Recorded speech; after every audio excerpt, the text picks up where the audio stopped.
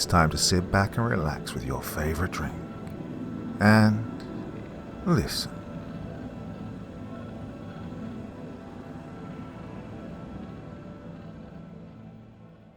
When Lacie Came Home by Corpse Child. Now, this may be hard for me to really talk about, so forgive me now if I lose my cool a bit, or if this is hard for you to understand. She was my friend, my best friend. The wind whipped through my hair, stinging across my face as I sped down the open freeway on my bike. My heart was hammering harder and harder. Jeez, I'm not gonna make it. I see it, dead ahead. The old house, my old house. Her hell on earth. I pedal harder and harder, flying down the open road. My legs ache. Oh, please, God. Please let me be in time. Please let me get there before she does. I pull up to the front of the house. It sits, quiet and still. It looked like it had always done, weathered and decaying, as rotten on the outside as its core was on the inside, as rotted as what lives in it. I stare at it for a moment, the engine of the motorcycle still purring. The house just stared silently back at me. So few memories of my own connected to this house, yet I can feel so much pain emanating from it. So much raw emotion, sadness, rage, and utter anguish. I can feel it brush across me like the wind is. And yet, everything is quiet. I cut the engine off and dismount. I want to call out her name, praying to God that she'll still answer, that she's still around, that I'm not too late. But I don't. I can't. Somewhere deep inside I know the truth, and I don't want to admit it. I begin toward the house, and the closer I get, the more I feel those emotions, the raw sorrow, sting across my face. My hand shakes as I reach up to ring the old, worn-out doorbell. I hear it ring, that distinct ringing sound that I'd only ever heard from this bell, old and rotten like the rest of the house itself. Everything remains still. "Hello?" I say softly. Nothing. My eyes begin to burn with tears. "Lacie?" Nothing. "Lacie!" I shout. Nothing. I crumple to my knees and begin sobbing. I knew it. I was too late. She was gone. Oh, welcome home, Lacie. It was the start of junior year. The teacher announced that we had a new student. Most of the others either groaned or got excited.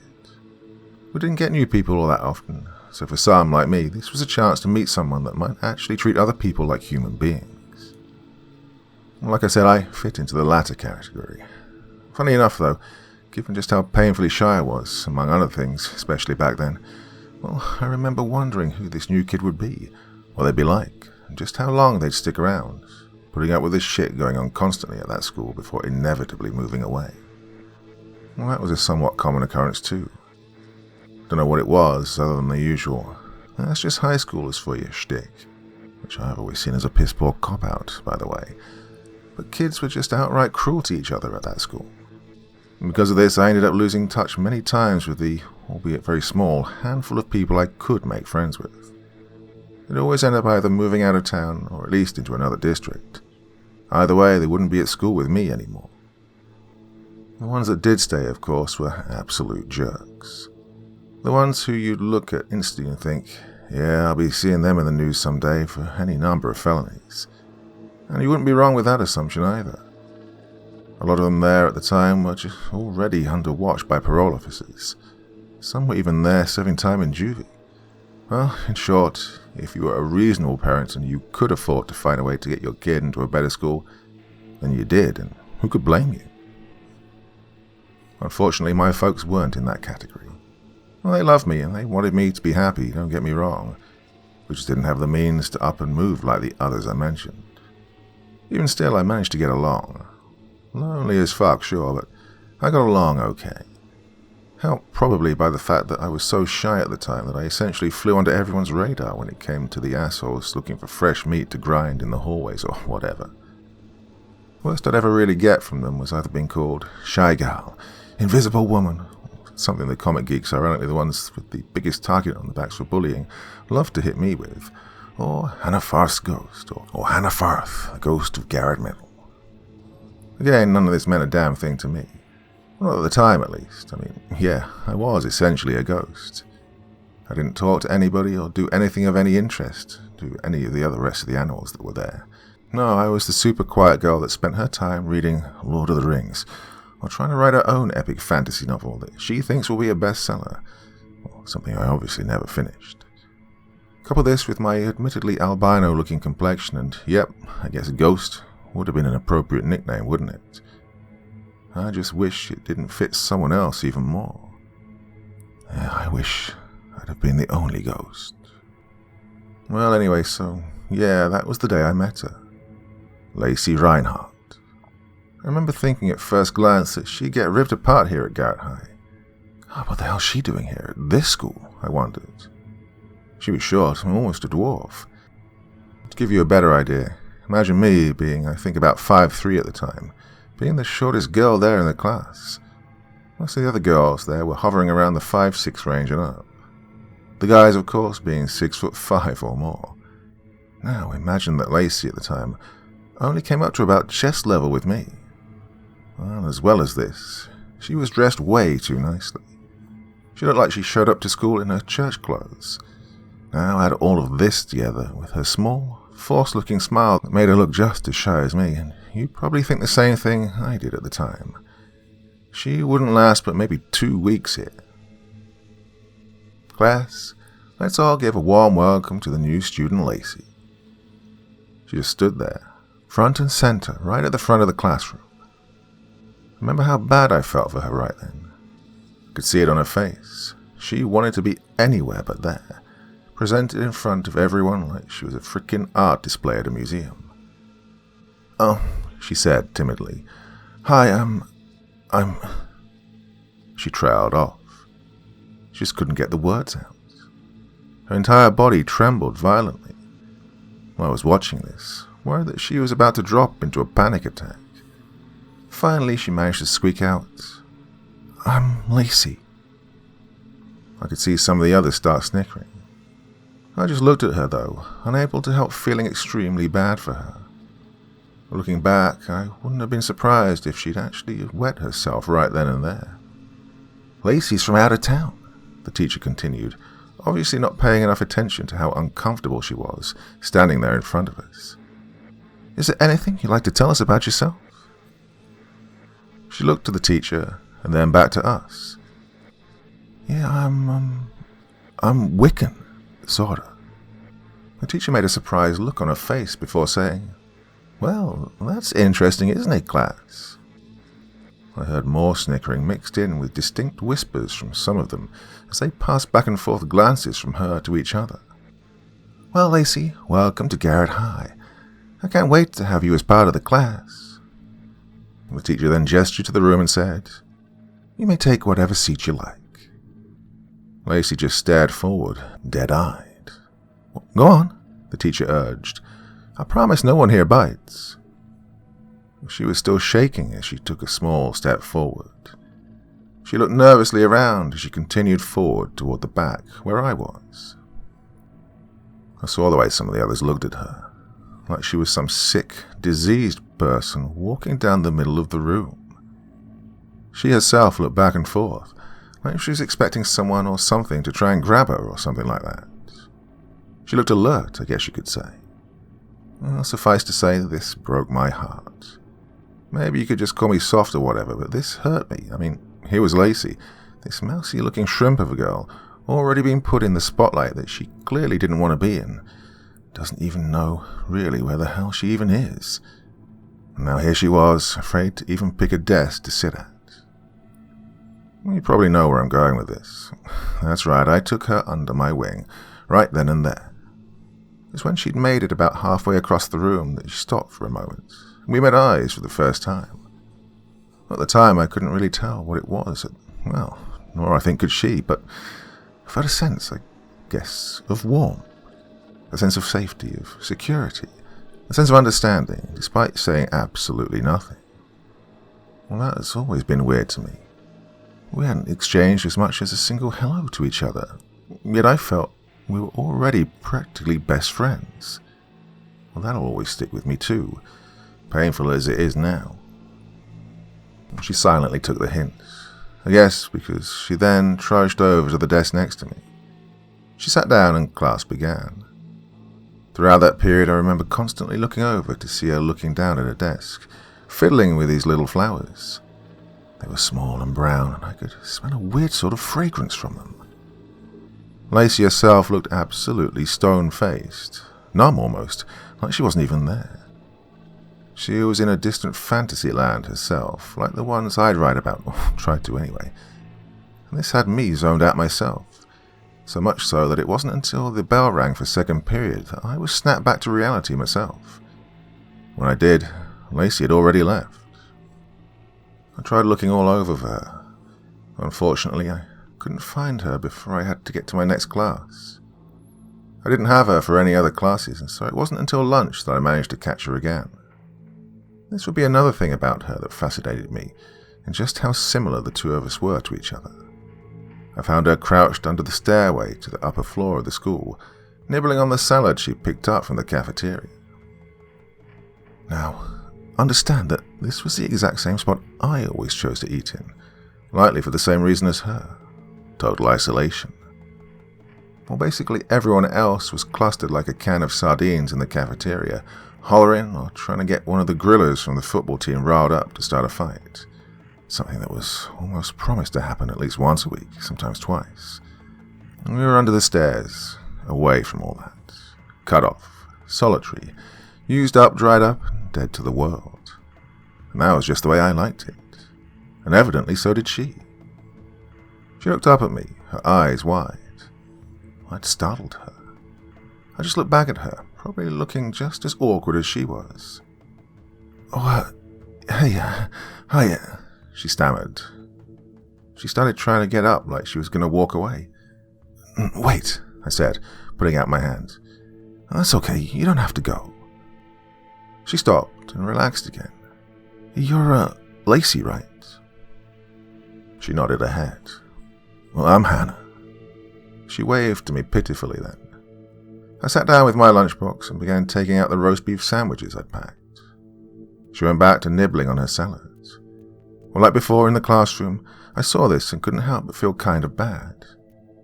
I broke one of my sandwiches in half before offering it to her. She looked at it and her eyes immediately went wide, like she must have thought I was trying to feed her rat poison or something, and she began shaking her head wildly. Oh, sorry, I just thought I'd ask, I said, taking a, albeit now somewhat hesitant, bite of my own sandwich. Well, thank you, but I can't eat that. Oh, I replied, mouth still full. I swallowed and said, Vegetarian? I chuckled and continued with, Yeah, I tried that once, but... No, not a veggie, she said, cutting me off. Well, okay, yeah, I am sorta, but not for the reasons you think. It's not to try and lose weight or eat healthy or anything like that. Huh? I said, chuckling ironically. Yeah, it's not all that great. I mean, it's just mostly water, right? We both sort of laughed at this. But, she continued, I can't eat meat, so, yeah. How come? She looked at me for a second, confused. I mean, why can't you eat meat? Is it something that you can't digest, or are you looking out for the animals? What is it? Her look of anxiety returned, and I immediately felt bad. I'd gone too far, asked one too many questions, like always. Now you see the reason I was so cut off, having little to no friends back then, right? Hey, I'm sorry. I was just... She shook her head. It's okay, I just don't eat meat. Case closed. I nodded and went back to nibbling at my sandwich the same way she nibbled at her salad. I felt like if anybody had cared enough to walk by and notice us, they'd have thought the two of us were a couple of rabbits with the way we nibbled away at our food. About another 10 minutes or so passed in complete silence between us, the only sound being the ambient racket next to us from the cafeteria. Finally, I actually found it in me to try speaking up again. So, What else do you eat? She looked at me again, swallowing a small mouthful of lettuce. Well, nothing, really. Just vegetables, mostly. She shrugged and said, well, sometimes I make a PB&J, maybe with some chocolate syrup and M&Ms on top. She smiled when she said this, and I smiled too. Well, odd as a combination as that sounded to me, somehow it also sounded appetizing at the same time. Well, not as much as the roast beef sandwich Mom always made, but something I'd probably want to try at least once, just to say I'd done it. Never tried that before, I said. She snapped back to look at me, somewhat embarrassed. Oh, shit, she said, pinching the bridge of her nose. I said that out loud. It's cool, I said, reaching out my hand to her shoulder. You don't need to feel awkward around me, okay? She stared back at me, anxious and confused. I pulled my hand back. Oh, sorry, but seriously, you can talk to me if you want to. She slowly nodded her head and looked back at her still barely eaten salads. The last minute and a half of lunchtime was spent in silence again. The bell rang, signaling fourth period. I packed away the last half of my roast beef sandwich, the one I'd originally offered to Lacie, and put it back in my lunchbox to have as a snack when I got home, and then started up the stairs. Lacie was headed away towards the cafeteria. Hey, I called out, what class do you have? She turned around again. Science. Oh. My shoulders dropped in disappointment. My last class was chorus, and I rode the bus, where she was a car rider. In other words, we wouldn't be seeing each other for the rest of the day. Quickly I rifled through my backpack and pulled out a pencil and a piece of paper and scrawled out my phone number. Here, call me. She took the paper and looked back at me blankly. Well, if you wanna, I added, chuckling nervously. She nodded before turning and walking away. I then turned and headed up the stairs to class myself. The rest of the day carried out like it always did. I went to chorus, the bell rang, and I rode the bus home. Of course, one big thing was on my mind. Talking to Lacie again. Well, what it was, I couldn't have told you at the time, other than, I guess, to say it was a simple birds of a feather type of deal. We were both a couple of shy misfits, and yet we wouldn't change anything about that, you know. We were us. I think also just her overall mysterious nature helped draw me in. In short, I wanted to get to know her, figure out what makes her tick. Does she like fantasy stuff like Lord of the Rings? Well, she did say she was a witch after all, and of course, there'd be the mystery of why she felt like she couldn't eat meat. I wondered if the two could have been connected, you know, like maybe it was against her faith or something to eat meat. Granted, I know now that wouldn't have been the case, having done at least cursory research on the topic, but back then, I wouldn't have known a damn thing, being an atheist. In any case, I figured she was just really cool in a mysterious sort of way. It was around 5 or 6 o'clock that evening when she called me. I eagerly snatched up my telephone and answered. Yeah, hello? Hey, she replied, sounding just as awkward as I did. For a moment, neither of us said anything. We didn't know what to say. It kind of felt like we were one of those, no, you go first, kind of teen couples you see on old cheesy Brat Pack movies. And finally, I broke the silence by working up the courage to ask, So, where are you from? Before here, I mean. She hesitated for a moment before replying. I'm from here. What do you mean? I'm from here, from the Earth. Confused as I was when she said this, I couldn't help but snigger. Well, obviously the girl's got a sense of humor, I thought. Well, duh, I said. But I mean, where were you living before you moved into this town? What do you mean? She asked. I could tell now she wasn't intending for her answers to come off as a joke. Unfortunately for me, that meant I'd have no clue as to what the hell she was talking about. Oh, hey, never mind. What about hanging out? Anything you like doing, like going to the movies or something? Admittedly, I felt kind of stupid asking this. Hell, Have we not already established that neither of us are really outgoing? And here I was asking if she wanted to go to the frickin' movies. Sorta, she replied, somewhat surprising me. It's not really a hangout place, though. Just the woods. I like to walk through the woods sometimes. It's peaceful, you know. I almost wanted to jump out of my skin hearing this. Well, it was perfect. I was used to try and picture the woods as a setting for my fantasy characters. Then, of course, that's when an idea came to me. Me and Lacie should meet up in the woods together.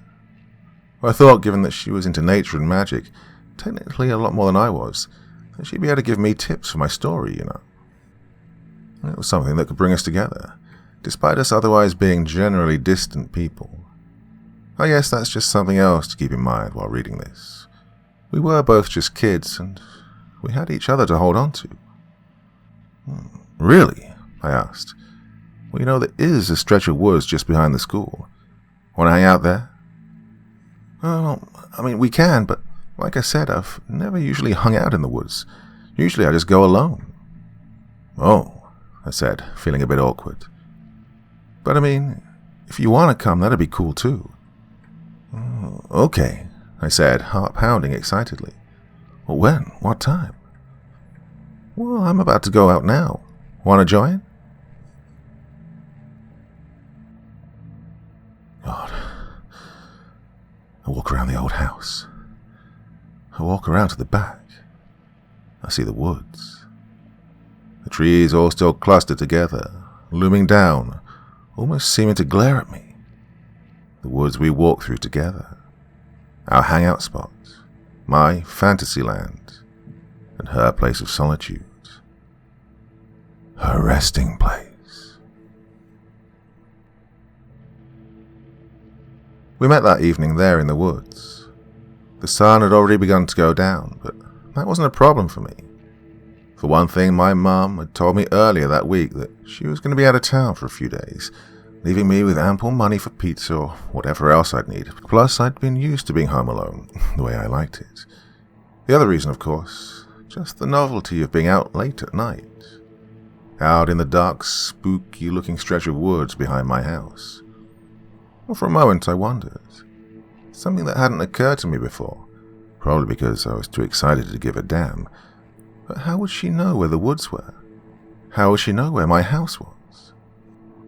Nevertheless, there she was, about a foot of the way in. She was crouched down behind a tree, sort of picking at the ground near the base. Hey, how did you... I told you, she interrupted. This is my home. You mean your house is here? I was pretty sure there weren't any houses in these woods, but what else could she have meant? Well, she shook her head. No, well, not like yours. What do you mean? She stood up. Here, I'll show you. She waved her hand for me to follow and began heading deeper into the woods. Hold on, wait, I called out, clicking on my flashlight. The sun was just about gone, having sunk at least halfway behind the trees. She was up ahead. Finally, she stopped in front of, oddly enough, the largest tree there. This is it, she said.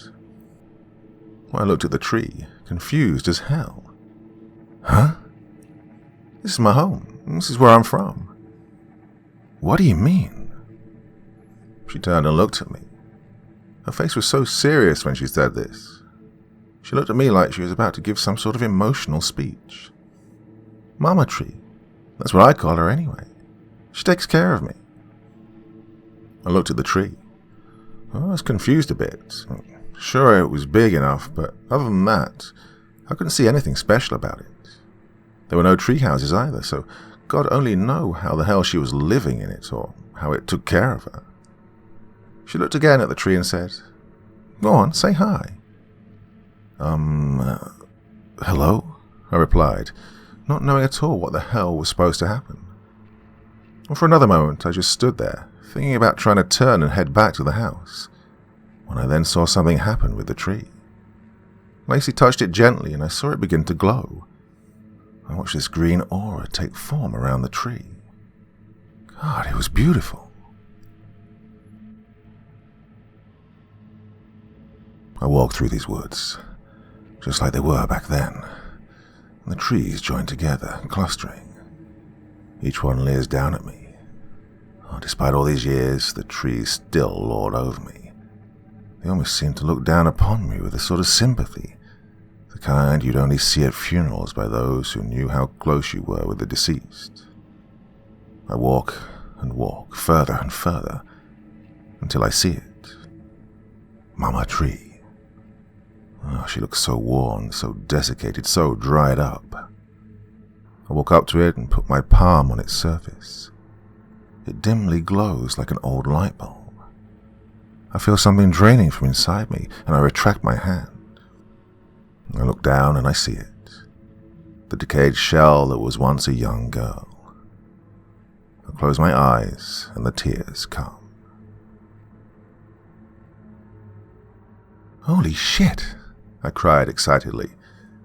She kept her hand on the face of the tree for another 5 seconds before pulling her hand back, causing the glow to fade and the tree to return to normal. How did you... This is how Mama Tree takes care of me. She gives me energy. I reached out to try and touch the tree like she did. Oh, cool. Hey, let me... No, she snapped, batting my hand away. I froze, startled. I mean, you can't. Okay. How come? She looked back at the tree. Oh, I have to be careful about Mama Tree. You can't use her too much. I caught my eyebrows. Well, what do you mean? Still looking at the tree, she said. Mama Tree gives energy, but it's not exactly free. It takes from you while it gives to you, you know. I need it, but I have to be careful how much I use it. Oh. I nodded, despite not at all understanding a single thing she just said. I looked at Mama Tree again. Without the glow, it looked like a normal tree. So, what does it take? I asked. She looked down at her hands and sighed. I could tell that, for whatever reason, whatever was going on with this tree, it was something that just as much haunted her as it did comfort her. Because of this, I immediately began trying to change the subject. Hey, it's getting dark out. I looked around, remembering that she didn't exactly have an actual house, before asking, You, want to come sleep over at my house? Sleep over? She asked skeptically. Yeah, you know, like spending the night at my house.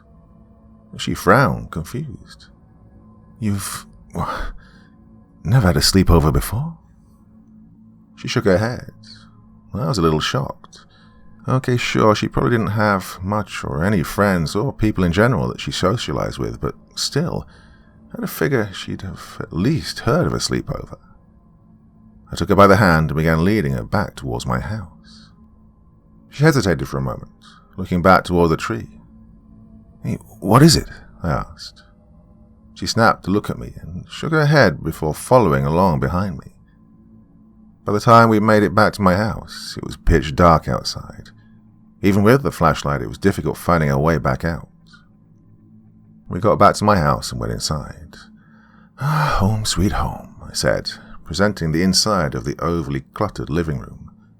With Ma being gone most of the time and the fact that I didn't usually have friends over anyway, it goes without saying that, yeah, the house was a bit of a mess, and it wasn't exactly high on my priority list to change that either.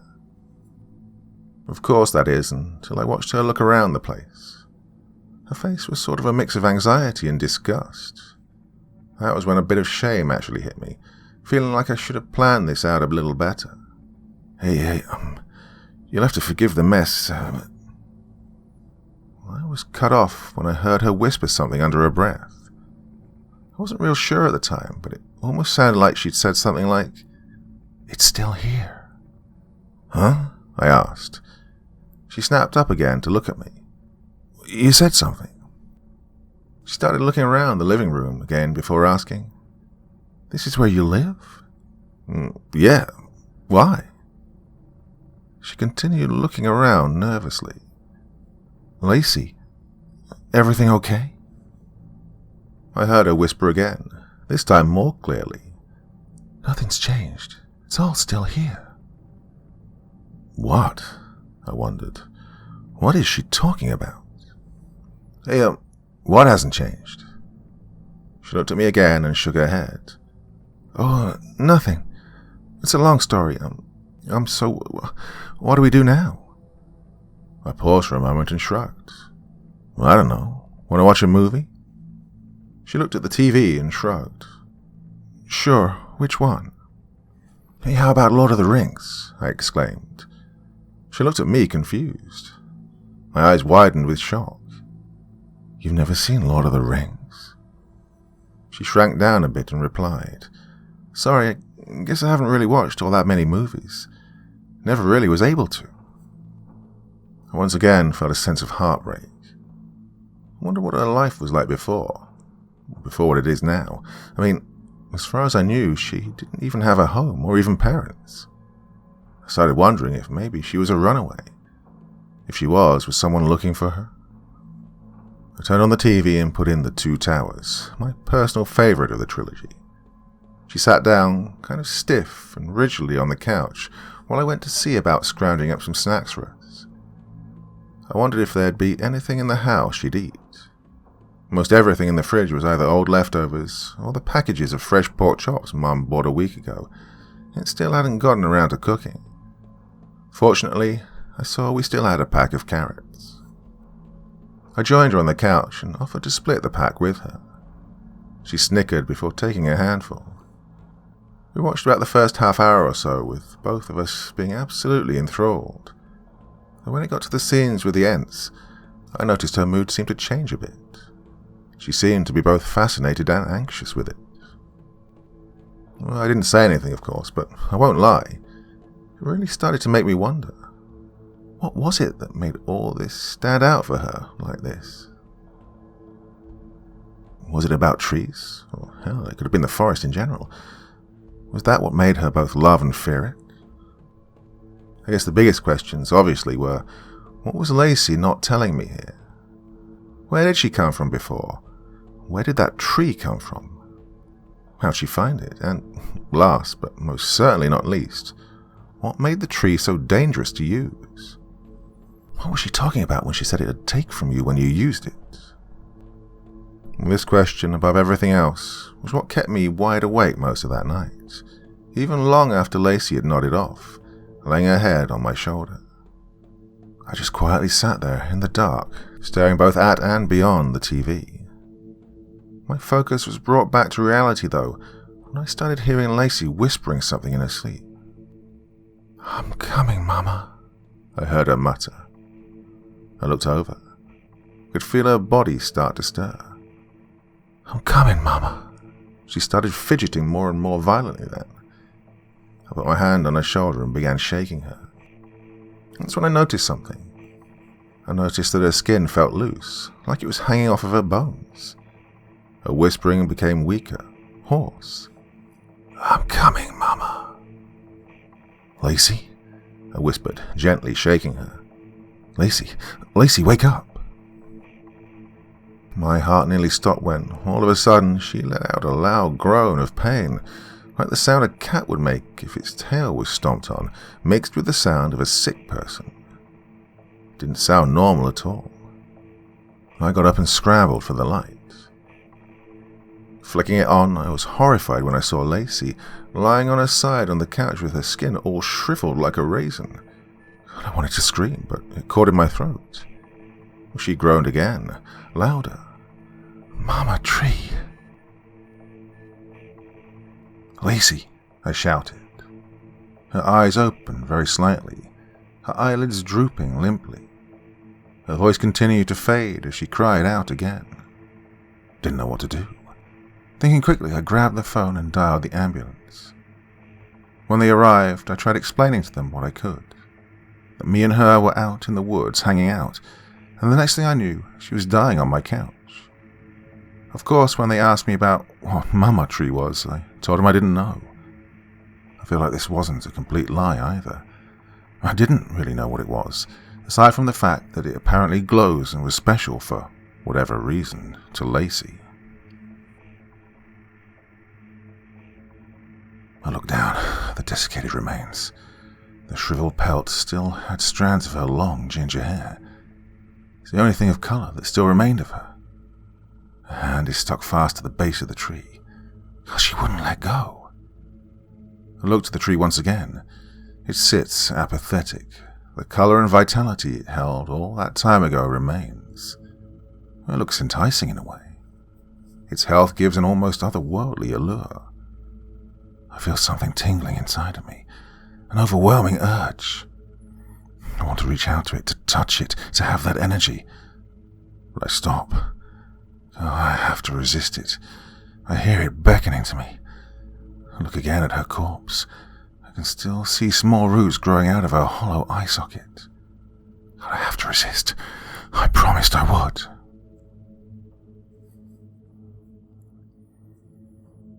Lacie spent that night, as well as the next few weeks, in the hospital. I visited every day. I'd always rode my bike to and from school every day, so it was really no issue for me to be able to just come after school every day anyway. Well, Mum never questioned it either, being that she wasn't around much anyways, plus she was mostly just happy that I could actually tell her I'd made a friend. She didn't know about that night in the woods, or about having to call the paramedics. I never told her. Didn't think she really needed to know, nor did I think she'd approve of the fact that I'd had someone over without asking her first. No, I just told her that Lacie was a new girl from school who I'd made friends with, who was now very sick. Again, not a complete lie. Just perhaps not the whole truth, but in all honesty, it might as well have been to me at the time. What was Mama Tree? That was the biggest question on my mind throughout each visit. It was one I would definitely like to have asked too if it weren't for the fact that Lacie was catatonic at the time. When I asked the doctors what was going on, they said that they weren't sure really. Apparently her internal organs were, in some way, shape or form, mutating, becoming something else. They further explained that whatever it was that was actually causing this to happen was essentially drying her up from the inside out. When I asked how, of course they were just about as clueless as I was. But they also brought up something else. Something else that, believe it or not, actually confused the hell out of me even more than what was happening with her body. They told me that Lacie Reinhardt, the mousy-looking 19-year-old ginger-haired girl, had gone missing almost 10 years ago after supposedly being kidnapped. At first, I didn't believe them. How could she have been 19 and missing for 10 years and still be 19 now? Not to mention, how could she have been alive now? If she'd escaped her captor, how'd she survive, alone and with no kind of food or water? How come she didn't seek help or anything? Sure enough, though, they showed me a picture of her on an old newspaper in the missing persons column, dated 10 years before. It was her, looking almost just like she did now, albeit a lot perkier. Obviously, they didn't have explanations for the other questions I mentioned. I knew they wouldn't. No, the only one who'd be able to answer that, any of that, like I said, was Lacie herself. I asked the doctors when they thought she'd wake back up, to which they answered that it was hard to tell, really, given how unnatural her condition was. The police were called at one point as well. They came to my house and asked me how I knew Lacie, if I'd known her back then, to which I replied that I didn't. I told them that she was just the new student at school a week or two ago, and that we'd hung out once in the woods behind my house, and that after that the whole thing with her body started happening. They asked me if she talked about or mentioned anyone else to me. I told them she hadn't. They left soon after that, leaving me only all the more curious and hungry for some kind of answers. Well, they say, where there's a will, there's a way. Well, I had a will, but seemingly no way. I couldn't talk to Lacie, and no one else would have any real explanations either. However, I wouldn't let this stop me. It's almost funny to me in a way. Solving this mystery gave me a feeling of growing closer to her, despite never knowing her before and not talking to her. If I could solve this mystery, I'd know Lacie better than anyone ever could. I'd have a story that would beat any sort of fantasy novel I'd ever write. The first thing I did was to go digging around for anything related to what might have happened 10 years ago. Of such, I found next to absolutely nothing, save for a single headline with her picture, the same one the doctors showed me. Below it listed her information, name, birth date, height, weight, and last known location. I searched for a while longer to see if any suspects had been identified or if any arrests had been made. Well, this too proved to yield no results until I found one, dated just a little while after the one of her disappearance, about 3 or 4 months later, about a man being found stabbed to death in the backyard of a house located just at the edge of town. They never found who'd done it. However, according to the article, it was said that multiple implements of captivity and torture had been found all throughout the house, such as ball gags, handcuffs, and metal pokers. Police thought the perp had tortured the poor bastard, given the blood coating each and every one of the instruments, before then running off into the woods. The police supposedly looked into the case for at least 3 months before apparently going cold. It was said that, despite allegedly combing every inch of those woods, they found no sign of anybody. Just as I was about to move on from this, though, I caught sight of something that made my heart stop dead. The address where the murder happened was mine.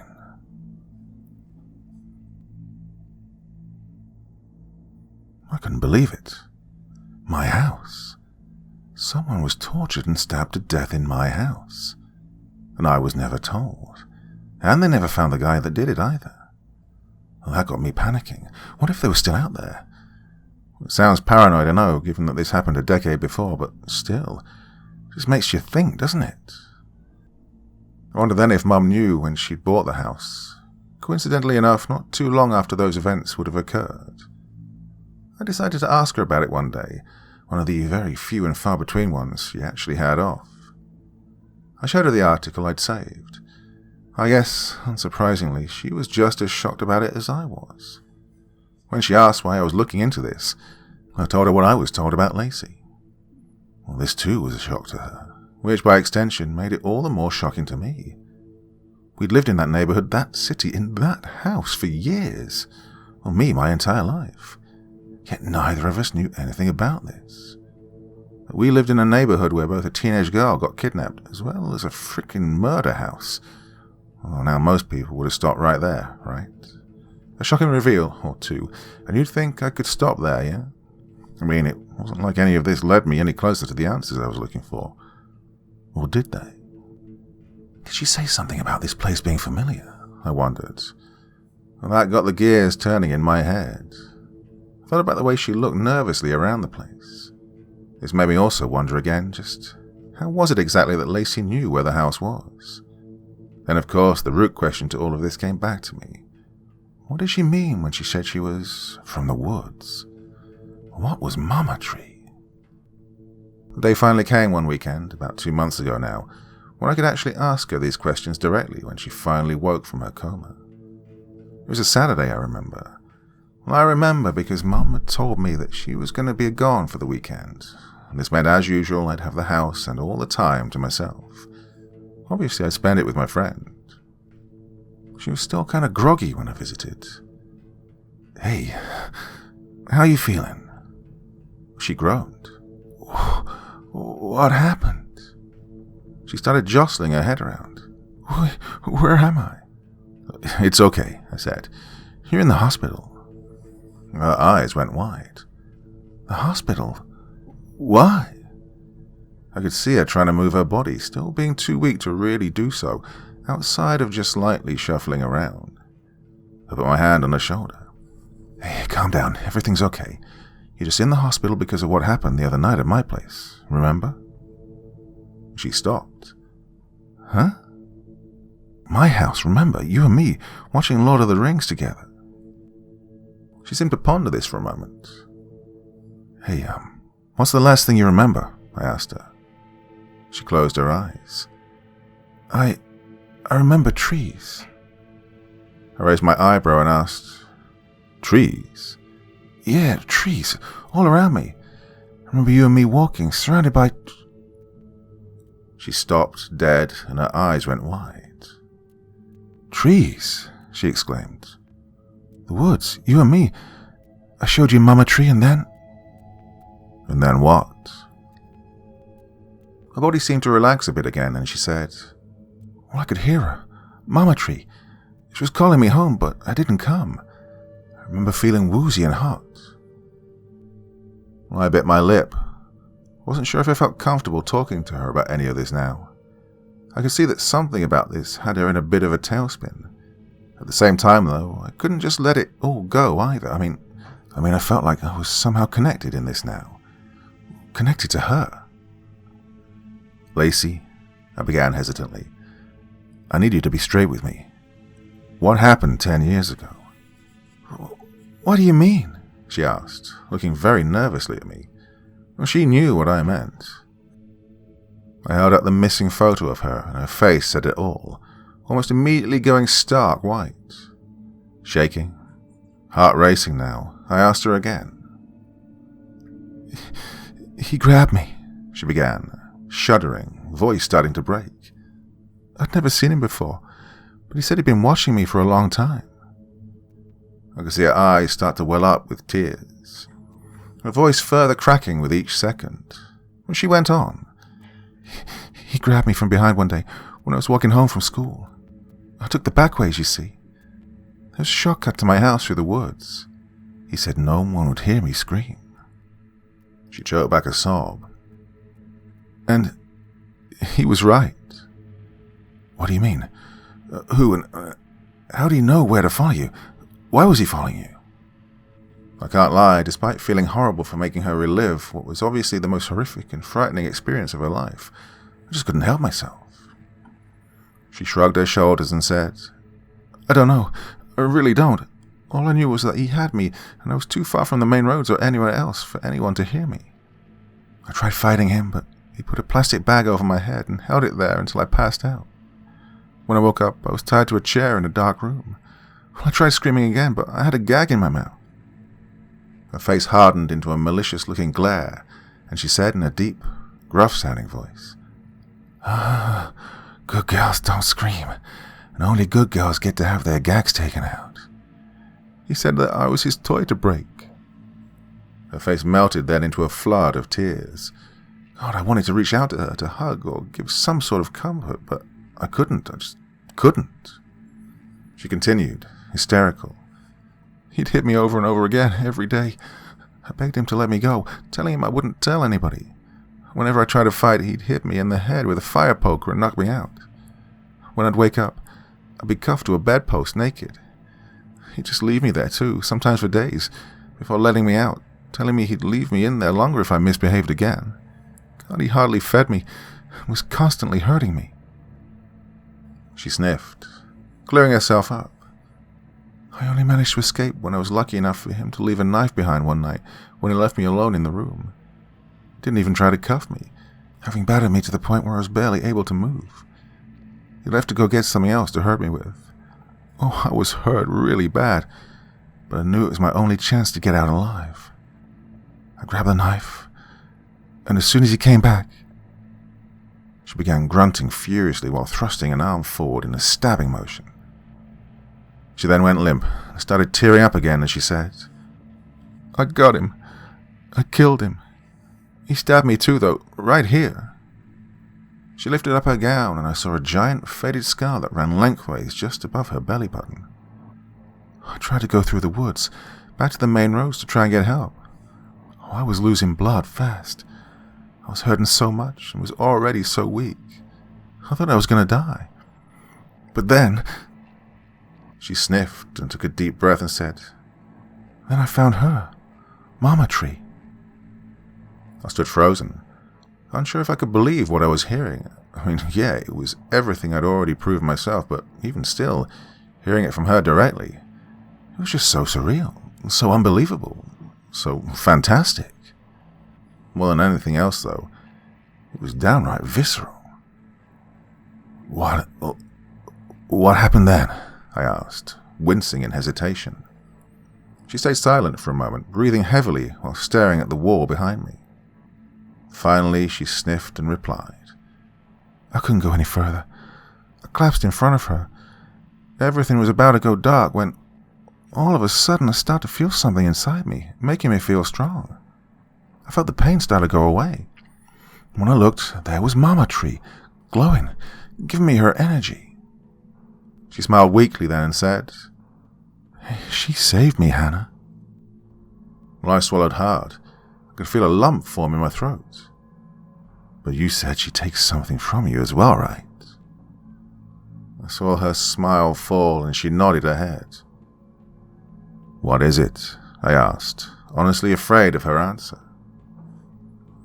She looked at her palms and replied, "She gives me her energy, and in return I relinquish mine." "What do you mean?" "I mean that because I use her energy to stay alive, I give up some of mine to her. I take a part of her into me, while she takes parts of me into her. I become her, essentially. And eventually I'll have taken so much of her energy that I'll merge completely with her. So already far along in the process, too. I've been taking more and more to keep the pain away, but now the change is accelerating. I'm already becoming like Mama Tree." Once again, I was speechless. Quite honestly, if I'd not actually seen at least some of this, of Mama Tree, I'd have thought she was nuts. That whatever the hell was going on with her that night at my house had affected her mentally as well. But that's just it. I did see it. I'd seen it, and even the doctors had no actual explanation for what was happening to her body. At the same time, though, how? How was that even possible? How could a tree do that? Not only that, but why did Lacie keep going back? Why did she stay in the woods instead of getting help? "Lacie, why didn't you try and get help?" "Help?" she cried. "How is anyone gonna help? Mama Tree was and is the only thing keeping me alive. That's why I've been in the woods with her. She's my shelter and my protector." "Yeah, but look what it's done to you. I mean, you said it yourself, it's destroying you. You can't keep doing this. You can't keep going back to Mama Tree." Despite feeling determined to keep her from destroying herself further, one thing did keep buzzing in my head, a thought that was, almost ironically, voiced by her. "What am I supposed to do, huh? You said yourself that even the doctors don't know what's going on. If they can't fix it, who can?" With that, I was stumped. She was right.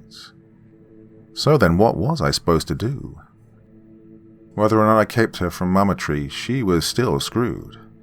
If I let her go back, according to her, she'd end up losing herself entirely to it.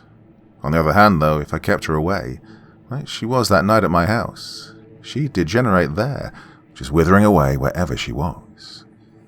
My eyes began to burn with tears. "So that's just it, then?" I cried out. "You leave here and you go back to your frickin' tree and rot? Is that it?" She looked at me, her eyes full of both shame and desperation.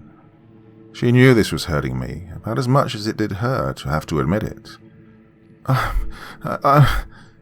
No, I spat.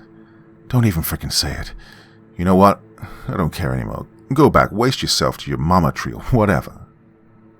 I turned and stormed out of the room without another word. I stormed down the halls and exited the hospital, taking my bike and heading home. The whole way, all I could think about was how hopeless I felt. That the first real friend I actually managed to make in a long time was essentially screwed, and there wasn't a damn thing I could do about it. I was angry, but yet I knew it wasn't her fault.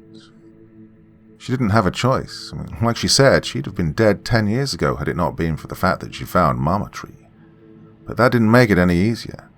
That didn't change the fact that she was screwed and I couldn't help her. I got home to find Mom there. Almost immediately, my flood of emotions was replaced by just straight confusion. Mom was throwing things into the back of the car. She told me to go inside and grab my clothes and a few things I wanted to take with me. When I asked what was going on, why she was back so early, she told me that we were going to be staying with my grandparents a little ways back into town while she looked for another house.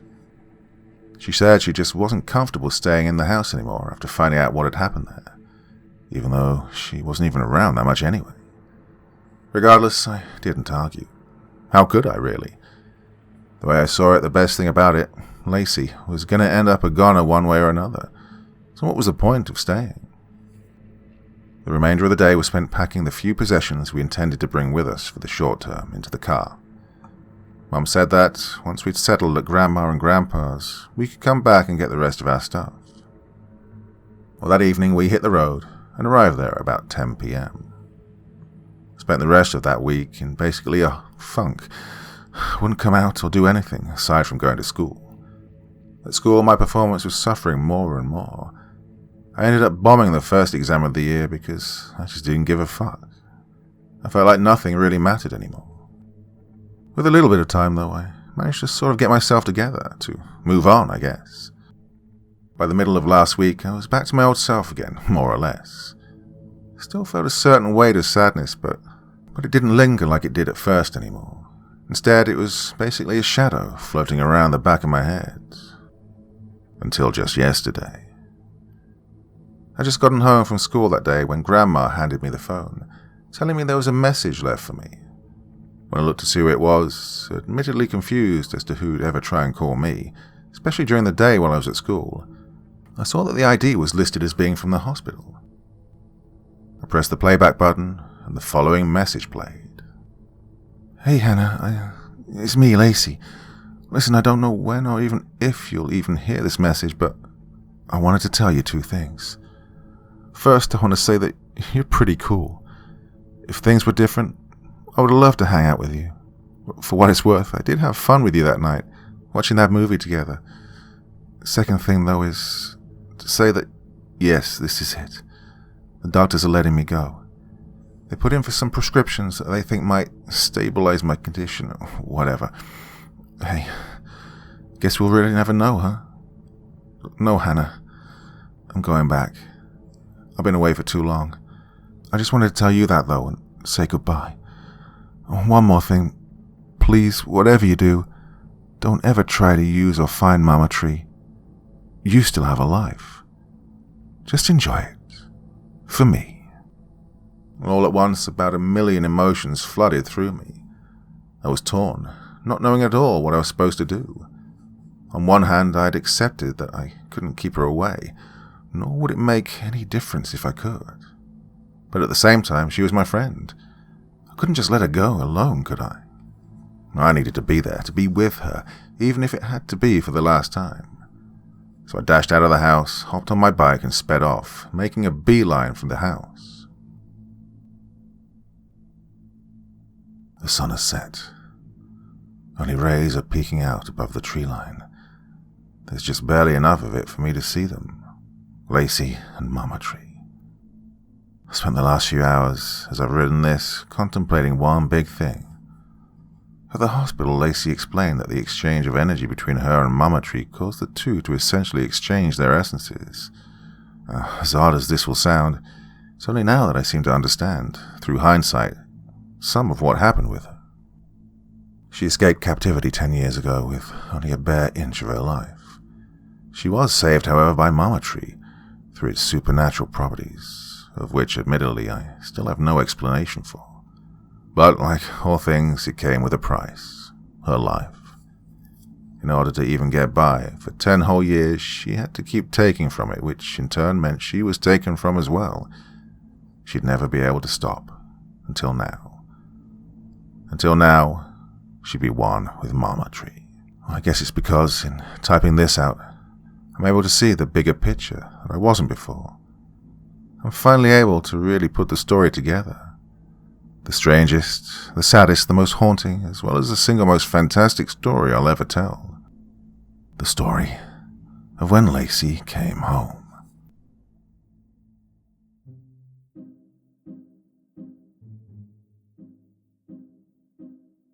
Okay, what on earth was that? Another fantastic story there from Corpse Child. Just keeps knocking them out of the park each and every time. Wonderful, wonderful work there. Really a joy to read. But weird, fantastic, horrific, everything all rolled into one. Well, that is it for me this evening. Monday evening's entertainment out of the way. I'll be back again very soon, of course. Wednesday night. You can hardly wait, can you?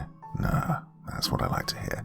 Well, my dear friends, till the next time, very, very sweet dreams and bye-bye. Hey there. Thank you so much for taking the time to drop by and listen to this story today. It really means a lot to me. I put a lot of time and effort into making these videos, so it's nice to know that there's someone out there listening. Do me a little favor, would you? Click that like button, leave a comment, and if you really feel like it, why not subscribe too? Okay, happy tales everyone. See you soon.